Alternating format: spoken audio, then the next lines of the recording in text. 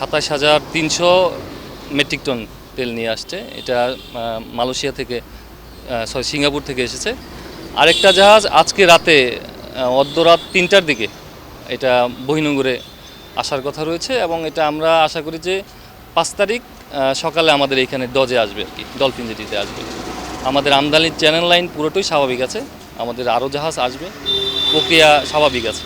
না, সংকট আসলেও কি এটা ওই কিছু মানুষ এটা একটা প্যানিক বাইংয়ের কারণে এটা অনেকটা বেশি তৈরি হয়েছে। এটা আপনি দেখেন মূলত ওই বাইকার এবং ছোট গাড়িগুলো যেগুলো অকটেন পেট্রোলের যে এটাই কিন্তু হচ্ছে এবং তারা একটা প্যানিক বাইং তৈরি করে ফেলছে। এবং আমি আশা করি আমাদের সামনে আরও জাহাজ আসতেছে, আমাদের মোগাসের আরও 2টা জাহাজ আসার কথা রয়েছে। আশা করি খুব দ্রুত এটা স্বাভাবিক পর্যায়ে চলে আসবে, কিন্তু মানুষের মাঝে সচেতনতা থাকতে হবে। এইখানে মূলত আমার জানা মতে যতটুকু একজন নেভির একটা আছে, তারা এই দায়িত্বে আছে, এই দেখে।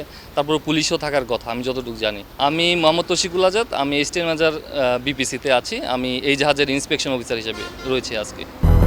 200-র বেশি সার্ভিস ও ফিচারে লেনদেনের সব বিকাশ অ্যাপে সম্ভব।